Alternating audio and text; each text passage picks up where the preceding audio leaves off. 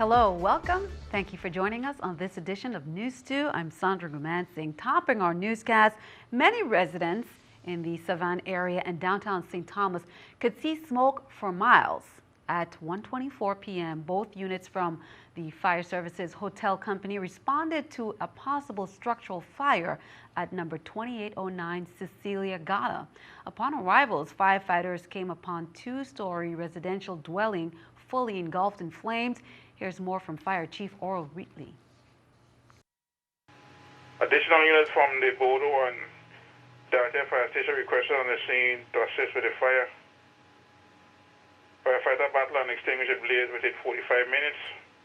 Firefighters then conducted a survey of operations of the property. The occupant of the structure, she refused medical treatment from EMSO on the scene. Fire personnel made arrangements with American Red Cross to assist her with a shelter. As 255 units returned to quarters. Right now, the fire is under investigation by the Acid Investigation Unit. Meanwhile, we've gotten a lot of rain today on St. Thomas, but many farmers on St. Croix are still feeling the effects of that long drought during the summer months. The VI Department of Agriculture is then happy to share that farmers can apply for some extra federal dollars, as we reported. News 2's April Knight has that story.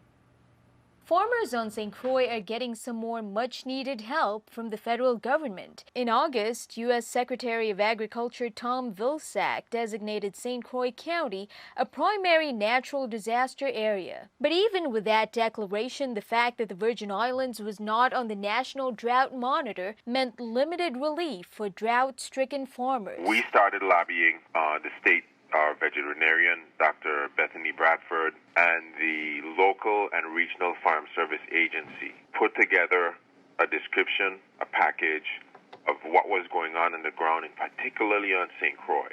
And those efforts have definitely paid off. According to Agriculture Commissioner Carlos Robles, there are 2 additional programs that St. Croix farmers are qualified for.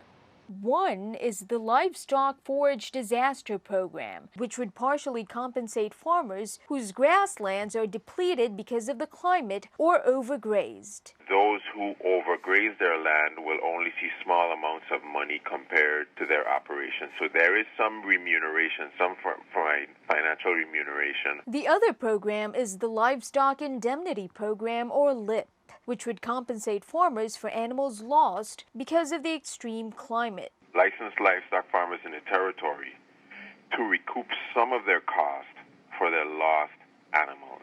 They can get up to 75% of the market value of the livestock that's lost. All of these programs go through the Farm Service Agency under the Department of Agriculture. Robles encourages all farmers to check their eligibility with FSA. Reporting for News 2, I'm April Knight. Again, to see if you're eligible for these 2 programs, you can call Michelle Martinez, the Executive Director at the Farm Service Agency, at 773-9146. The Virgin Islands Department of Education's Office of the Insula Superintendent, St. Thomas St. John District, they're notifying parents of the early dismissal of all public schools on Thursday, October 22nd. Dismissals will take place 3 hours before normal times and are necessary for schools to conduct a previously scheduled professional development. They say lunch will be served before students are released, and buses will be dispatched to the schools to transport students to their normal drop-off locations. School will resume at normal times on Friday, October 23rd. Here are the dismissal dates there. Cancrine at noon, CAHS at 12:10, BCB at 11:25 a.m., Udarken at 11:50, Julius Brow at noon, Edith Williams Alternative at 12:10, Gladys Abraham at 11:40, Alamulla 11:40, Leonard Dober 11:45, Janie Twitt 11:35, Joseph Sibley Elementary at 11:30, Lockhart Elementary School at 11:45, E. Benjamin Oliver 11:45, Joseph Gomez 11:40, and Ivan Bowski at 11:40. Again, that dismissal date is Thursday, October 22nd. The Senate Committee on Historic Preservation, Youth and Recreation met on St. Thomas today, but they were not able to tackle an important part of the agenda, the cruise port expansion on St. Thomas, due to absent testifiers. They did move on to an equally significant agenda item, Main Street revitalization. NEWS2's April Knight has more.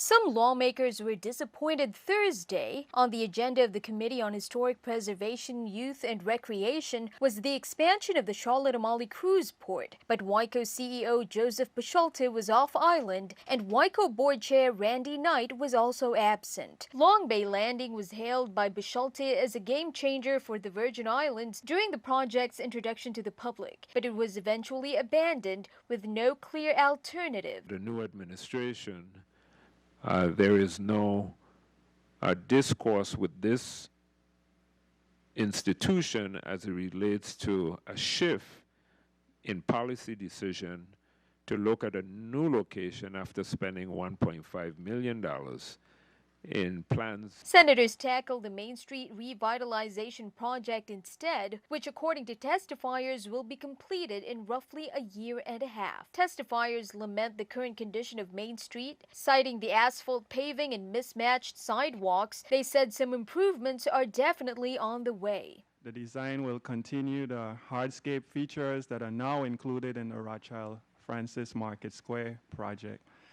The project will also address major drainage improvements and relocation of overhead utilities to underground facilities. Public Works and Tip Top Construction will be working on a schedule that minimizes impact to vehicle and foot traffic in the area, as well as to businesses. The project is slated to be worked on primarily at night, with restoration of the work zones during the daytime hours to allow for minimal disruption. Reporting for News 2, I'm April Knight.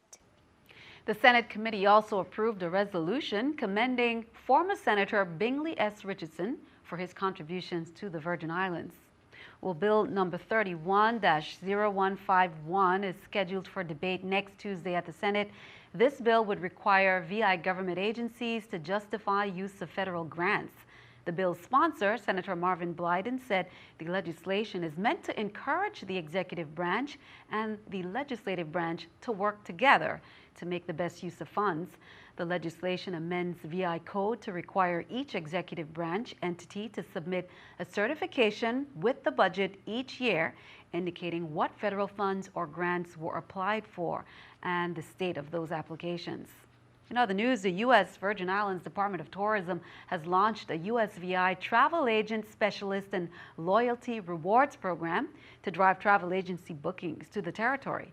This educational training program provided by Travel Agent University equips travel agents with the tools, resources, and rewards to familiarize themselves with the destination's unique offerings to sell to their clients. The program offers a curriculum that will help travel agents understand why the U.S. Virgin Islands should be a top-of-mind consideration for their clients, comprising of 38,000 certified members. Travel Agent University is a leading professional travel community in the industry. To become a USVI specialist, you can visit www.usvirginislandsspecialist.com. On that note, the Department of Tourism is seeking some entertainers, including musicians, dancers, and other performing artists who are interested in performing when ships are in port at the Annie Abramson Pier. Entertainers should visit the Department of Tourism office in Frederiksted to complete an application W-9 form and provide the following: a copy of a current business license, performance sample, and rates. For more information, you can contact the Deputy Commissioner, Nelia Ross, on St. Croix, and her number is 340-772-0357. Turn our attention overseas as the war in Afghanistan enters its 15th year. Its end gets pushed back. President Obama today announced the drawdown of troops from Afghanistan will be delayed. He said the Afghan military is just not ready to take on the task of securing the country. Steve Nance has the details from Washington. A major reversal from President Obama on what he hoped would be part of his administration's legacy, pulling all U.S. troops out of Afghanistan. I've decided to maintain our current posture of 9,800 troops in Afghanistan through most of next year, 2016. This new plan will bring the number of troops down to 5,500 by early 2017, Initially, the plan was to do that by the end of this year, then have an embassy-only presence by the end of next year. But maintaining our current posture through most of next year, rather than a more rapid drawdown, will allow us to sustain our efforts to train and assist Afghan forces as they grow stronger. One analyst says training Afghan troops is not the same as training American troops. We're dealing with a different society, a different cultural norm. And I think that it's taken time to overcome a lot of those societal norms. The president said the delay is necessary given recent events in Afghanistan. Meanwhile, the Taliban has made gains, particularly in rural areas, and can still launch deadly attacks in cities, including Kabul. According to the UN, insurgents have now spread through more of the country than at any time since the post-9/11 invasion. Afghanistan's defense minister says his country's military is making strides, but still needs help. We will continue to need some level of support that will enable us, that will help us to really address that threat. In Washington, I'm Steve Nannis. And keeping our eye on the economy, here's a look at the New York Stock Exchange with our stock market watch.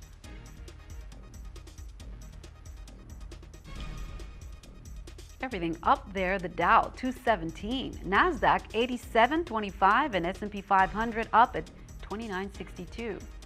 Coming up on News 2, eliminating health disparities in minority communities. This is the theme for a conference that is currently underway.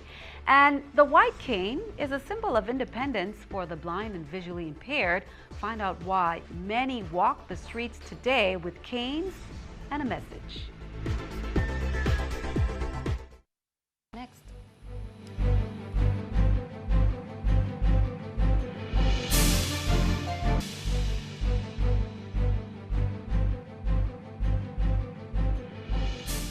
Welcome back. Condolences on the passing of former Assistant United States Attorney Zeke Jennings continue to pour in.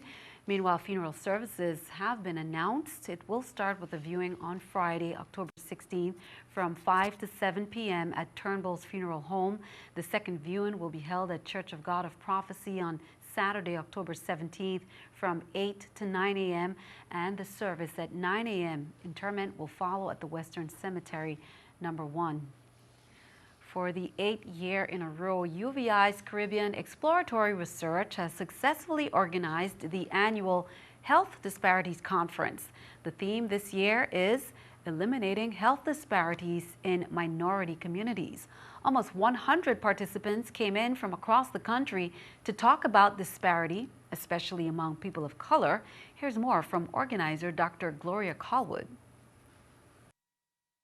We are very pleased that we have been able to organize this conference that brings together people from all across the United States, the Caribbean, and the dynamic persons that we have as keynote is Attorney Matthews, who just spoke about policy and racism in terms of its impact on health disparities. There will be a clinical breast examination practicum. Deaths from breast cancer are pretty high in our community, and this can be life savings for our professionals to begin to be more proficient. Lieutenant Governor Osbert Potter advises all Medicare beneficiaries and persons newly eligible for Medicare that the open enrollment period for Medicare Part D begins on October 15th, 2015. Medicare beneficiaries will have until December 7th, 2015 to join or drop their prescription drug plan. Beneficiaries with employer or union health coverage do not need to enroll in a prescription drug plan. You can contact the VI SHIP Medicare office in St. Thomas at 340-714-4354 or in St. Croix at 340-772-7368, 340-778-6311, extension 310 or 7396. Beneficiaries may also call 1-800-MEDICARE. Governor Mapp proclaims the month of October as Disability Employment Awareness Month. The Vocational Rehabilitation Program, administered by the Department of Human Services, is a federally funded program which offers practical assistance to persons with disabilities to facilitate employment. The Vocational Rehabilitation Program partners closely with the Department of Labor and the private sector to help create employment opportunities for this population. Annually, more than 400 clients are served through the Vocational Rehabilitation Program.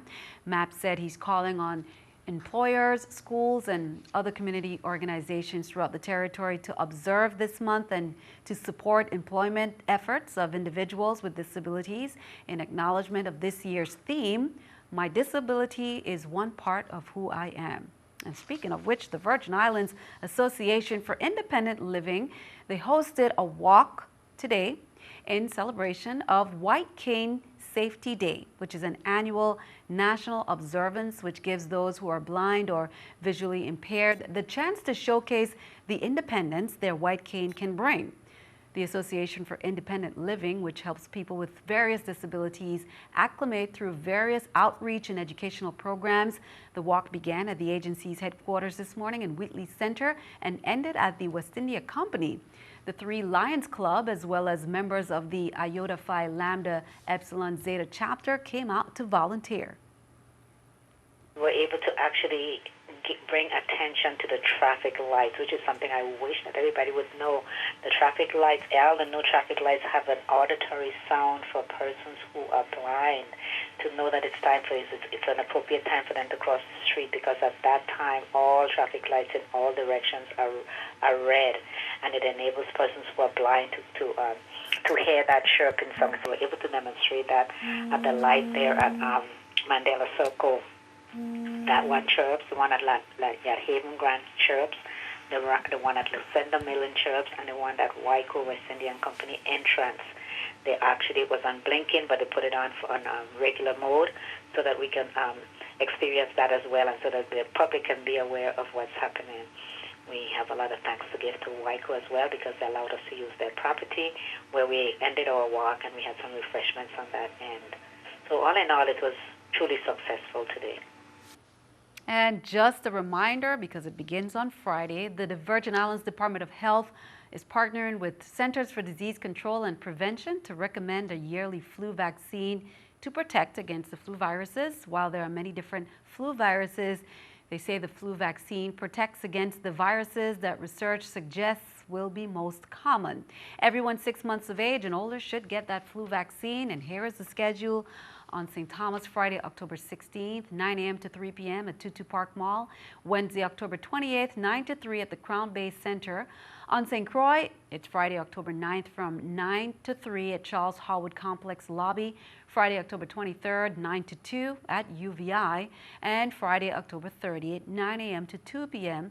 at the AARP offices in Sunny Isles. On St. John, it's on Thursday, October 22nd from 9 to 2 at the Morris F. DeCastro Clinic in Cruz Bay. Governor Kenneth Mapp signed a proclamation naming October as Breast Cancer Awareness Month. Breast cancer is the #1 cause of cancer death among women in the United States Virgin Islands. He said the heartache and pain of this disease will touch too many of our mothers, fathers, daughters, and sisters, and too many families will bear these burdens. Community organizations, churches, synagogues, and other places of worship, as well as work sites, can play a special role in educating members or employees about breast cancer. He encourages all women to talk to their health care providers about regular clinical breast examinations, getting regular mammograms, and practicing monthly breast self-examinations. The Yvonne Ashley Galabert or YAG Foundation is inviting the community to take part in the Pinktober Pink Building Treasure Hunt photo contest by submitting a photo entry. And of course, this is all part of breast cancer awareness. That goes on October 15th to the 13th. This, among other events, leads up to the Foundation's 5th Annual Breast Cancer Awareness Conference, which will be held on November 14th from 9 a.m. to 2 p.m. at the Great Hall of UVI St. Croix campus. Admission is only $10. For more information on registration and other YAG events, you can call 332-9115. St. Peter and Paul's Red Tie Gala is coming up, and this year it's held at the Marriott's Frenchman's Reef on St. Thomas on Saturday, October 17th from 6:30 to 11 p.m. They are honoring Most Reverend Elliot Thomas Bishop, Emeritus Diocese of the St. Thomas, the late Senator Lorraine Berry, and the late Mrs. Corinne Lockhart. The event includes a dinner, music, and prizes. You can call the school for more information and for tickets at 340-774-2199 or 340-774-5662. Get ready for an evening of music at the Old Stone Farmhouse. The Pryor family and United Jazz Foundation is presenting this free community concert. You will have the opportunity to hear from Dion Parsons, Tabari Lake, members of the 2015-2016 VI Youth Ensemble, and even some visiting artists live every other Friday, kicking off from October 16th through June 12th. And all the events start from 6:30 to 9:30 p.m. in the courtyard at the Old Stone Farmhouse. Be sure to stick around. Your News 2 AccuWeather forecast comes your way next.